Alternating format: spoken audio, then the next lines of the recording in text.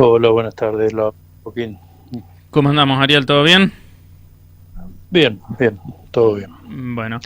Ariel, obviamente el motivo del llamado era para consultarle un poco, ¿no? ¿Cómo es el presente de las estaciones de servicio hoy por hoy, ya casi entrando en el mes de abril, ¿no? Obviamente en su momento, el año pasado hablamos los problemas que había porque el precio estaba pisado, bueno, y demás, y ahora nos fuimos al otro lado totalmente, ¿no? Lo cual no sé si les ha generado también alguna complicación a ustedes, le pregunto. Sí, es verdad. La última vez que hablamos estábamos con los precios cuidados y bueno, ahora la situación, como todo en la Argentina, vamos de un extremo al otro Mm, y, y bueno, esto es lo que nos toca vivir.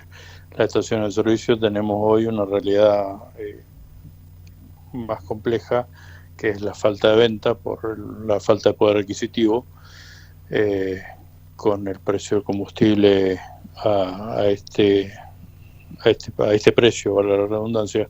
Obviamente la gente no puede cargar litros, carga pesos, como siempre lo digo, y el poder adquisitivo se ha visto muy lastimado, muy machucado en estos últimos meses, así que la gente el consumidor cuida muchísimo el dinero y carga los pesos que puede cargar para que esto no ocasione otro quebranto. mm. Por lo tanto, tenemos hoy un 30% menos de venta en todos los productos, sobre todo los premium. Los premium han sufrido una baja escandalosa, Mm. más del 30%. Bien, o sea, 30 sería un promedio, digamos. Sí, sería un promedio porque la nafta super o eh, el gasoil común Sí. se ven en menos afectados y los combustibles premium directamente desaparecieron como opción. Ujú. Ariel, y a ver si se entiende la consulta. El hecho que hayan subido tanto, ¿no? Los combustibles, pues yo recuerdo que, no sé, en la super, por poner un ejemplo cualquiera, me acuerdo que en septiembre, octubre estaba 200 y pico el litro y ahora está a 870. Estamos hablando de una suba Sí, totalmente considerable. Eh, absolutamente. Bien, entonces digo, ese cambio tan brusco, digamos, más allá de que, como bien decía usted, han caído las ventas, hace que por lo menos se equipare un poco la cuestión para las estaciones de servicio o sufren No, digamos, por otro lado el problema también. el problema ahora se nos produce en la falta de venta. Nosotros somos negocios eminentemente de volumen. Hoy una estación de servicio con menos de 300.000 litros de venta mensual no es rentable, no es viable. Lo dicen, no lo digo yo, lo dicen estudios de la facultad y lo dicen los análisis de las petroleras. Mm, Eh, y hoy deben haber pocas estaciones de servicio en San Rafael que superen eso, eh, o que lleguen a esos números. Eh, por lo tanto, las estaciones de servicio dejan de ser rentables por una cuestión de falta de volumen mm, de venta. Antes teníamos el problema de que iban los gastos por ascensor y los ingresos iban por la escalera. Ahora tenemos el problema de que los gastos son extremadamente grandes porque no aumentó solamente los combustibles líquidos. Estamos viendo aumentos del gas, el gas PIS, que le llamamos nosotros, que es el gas que nos llega por la cañería, ujú, extremadamente grandes. La energía eléctrica, no hay que olvidar que los combustibles, o sea, el gas se comprime con compresores que funcionan con energía. Cada vez que arranca el compresor es un chorro de energía que entra, que pasa por el medidor. Entonces estamos teniendo aumentos de cerca del 300% en la factura. Y bueno, amén de eso, las paritarias, que también ya nos hemos cerrado acuerdos con el sindicato, y así todo. Entonces, falta de ingresos por falta de venta y el otro tema de los gastos que se han ido a cualquier lado, ¿no? Ujú. Esta es la situación hoy de las estaciones de servicio. Bien. Laura, ¿con quién hablamos? Estamos hablando con Ariel Russo, delegado en la zona sur de Amena. Sí, Ariel, bueno, y a ver, en el marco, bueno, de todo esto que estamos diciendo, antes que nada es importante remarcar esto porque ustedes no son, esto lo hemos hablado en otra ocasión, pero no viene de más recordarlo porque no son formadores de precios ustedes, ¿no? Absolutamente, no participamos ni siquiera, no olvidémonos de las estaciones de servicio. Ni siquiera las cámaras han logrado en algún momento participar de la formación de la cadena de valor de un litro de combustible. Esto las cámaras no tienen llegada a las petroleras. Esto se juntan las 3 o 4 más grandes y toman decisiones. Siempre quien tiene la palabra es YPF, porque es la que prácticamente maneja el mercado, con arriba del 60% del volumen que se vende sale por sus picos. Entonces, entre ellas acuerdan, y dicho está que no tenemos un precio igual en San Rafael que en Malargüe, o en Alvear, o en Mendoza mismo. O sea, a nosotros nos llega un mail, en el mejor de los casos, o en algunos casos inclusive nos lo cambian por internet los precios y se modifica sin que nos demos cuenta. ¿La pizarra? La pizarra no, el surtidor. ¿El surtidor? El precio del surtidor, en el caso de las estaciones de servicio que trabajan con combustible de la petrolera, directamente se modifica por internet. Bien.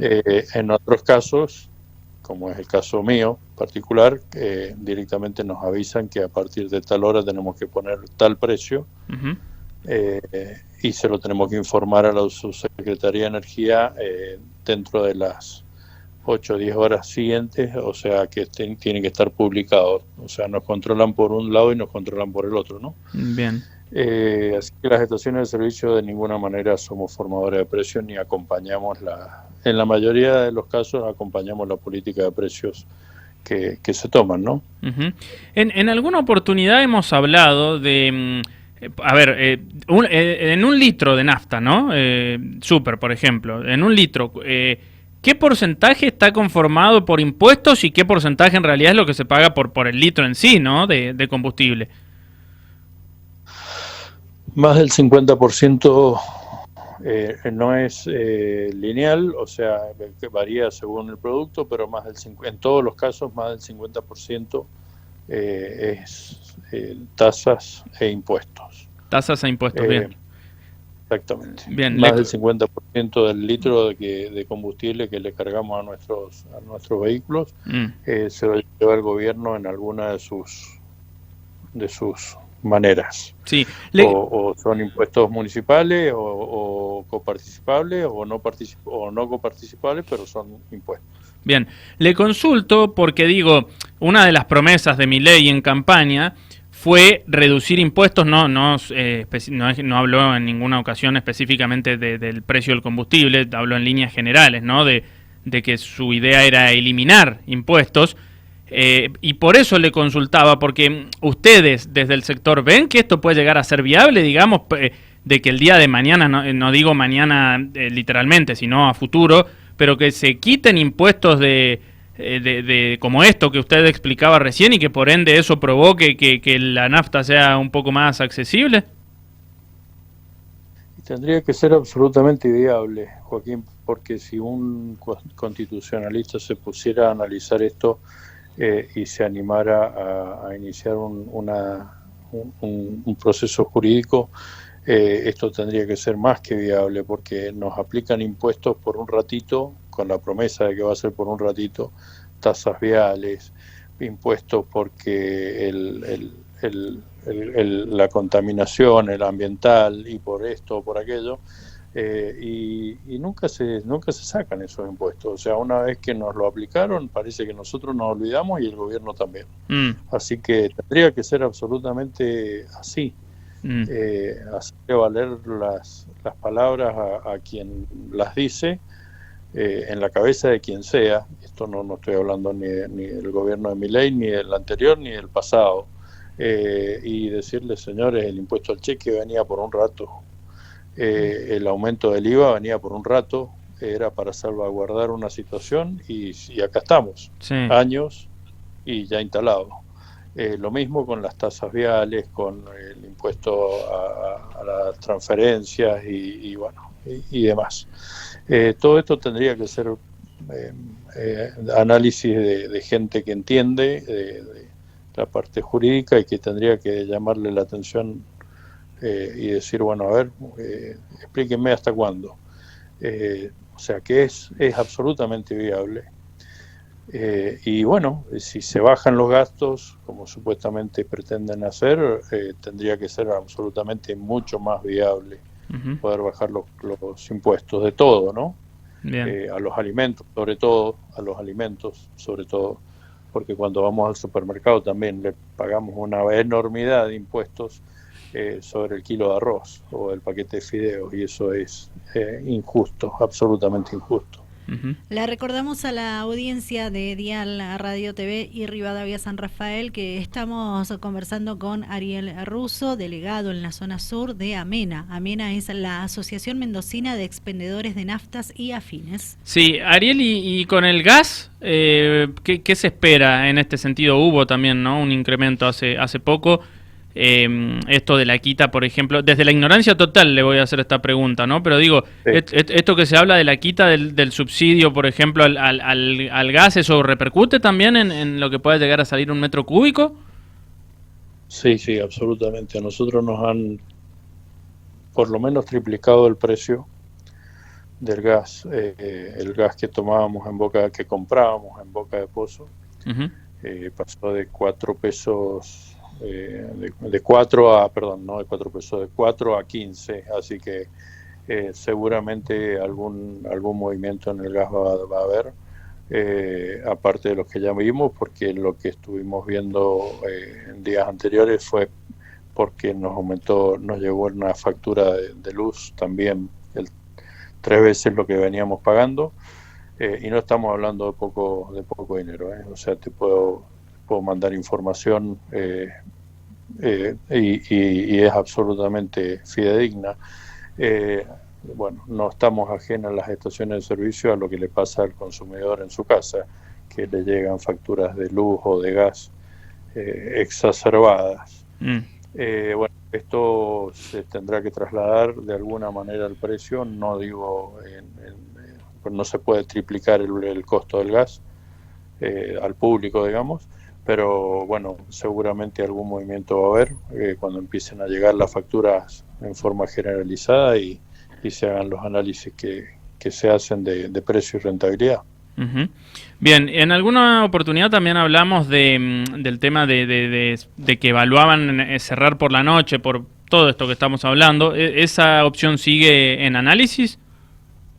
Todas las opciones están en análisis, Joaquín. Nosotros, si alguno viaja y tiene que pegar la vuelta desde Mendoza, por ejemplo, a San Rafael, se va a dar cuenta de que las estaciones de servicio cierran de noche.